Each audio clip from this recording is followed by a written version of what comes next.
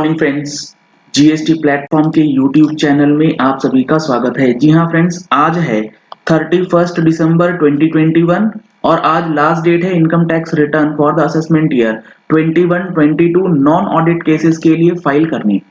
अगर आज डेट नहीं बढ़ती है तब आपको क्या एक्शंस लेना है, किस तरीके से आगे प्रोसेस करना है, आज की इस वीडियो में आपको समझ में आएगा। अगर आप आज फाइल नहीं कर पाते हैं तो आपको क्या लेट फीस लगेगी, सबसे पहले आप ये समझ लीजिए।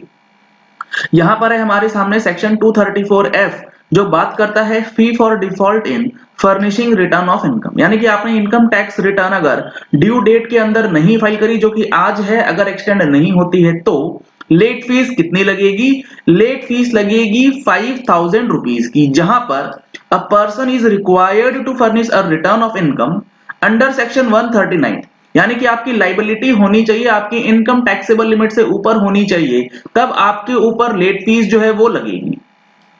वो तब लगती है जब आपने वो return with in the time prescribed under subsection 1 of section 139 file नहीं करी, तब आपको 5000 रुपए भरने हैं।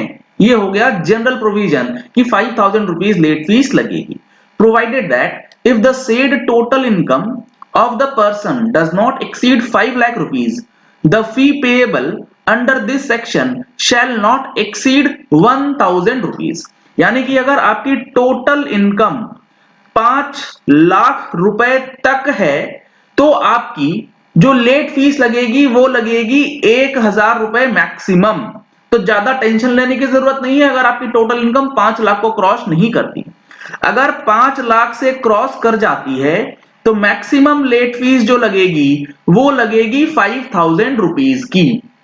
इससे ऊपर जो 10,000 वाली लेट फीस है वो अब नहीं लगती है, उसका स्लैब अब डिलीट कर दिया गया है। और ये प्रोविजन जो है 1 अप्रैल 2018 से ऑलरेडी इंप्लीमेंटेड है। तो पहला रिपरकेशन तो ये होगा, अगर आपकी इनकम टैक्स रिटर्न नहीं फाइल होती है आज, अगर एक्सटेंड नहीं होती है डेट, तब 1000 रुपए और 5000 रुपए की लेट फीस। अब यहां पर आपको चीजें और क्या समझनी है। अगर ड्यू डेट एक्सटेंड नहीं होती है तो आपको अब रिटर्न फाइल्स कैसे करने हैं। आपको सबसे पहले ध्यान रखना है कि अपना सेल्फ असेसमेंट टैक्स, क्योंकि ये सेल्फ असेसमेंट टैक्स अगर आप आज पेमेंट कर देंगे तो आपका इंटरेस्ट अंडर सेक्शन 234A जो है वो कुछ हद तक आपका बच सकता है। सेल्फ असेसमेंट टैक्स आज आप जमा कर दीजिए ताकि आप अपने इंटरेस्ट लायबिलिटी का कुछ अमाउंट जो है वो बचा ले। और इनकम टैक्स रिटर्न जो आपको फाइल करनी है, अगर आप फाइल कर सकते हैं तो फाइल कर दीजिए, और अगर आपको लगता है कि उस रिटर्न के अंदर कोई एरर हो गया है तो आप ड्यू डेट के बाद उस रिटर्न को रिवाइज भी कर सकते हैं, उसमें कोई इलीगल काम नहीं है। इनकम टैक्स रिटर्न फाइल होने के बाद आप उसे रिवाइज कर सकते हैं जब तक आपकी रिटर्न ड्यू डेट से पहले फाइल करी गई है। और अगर आप नहीं फाइल कर पाते हैं किसी टेक्निकल इशू की वजह से, तो उसका स्क्रीनशॉट लेना मत भूलिएगा।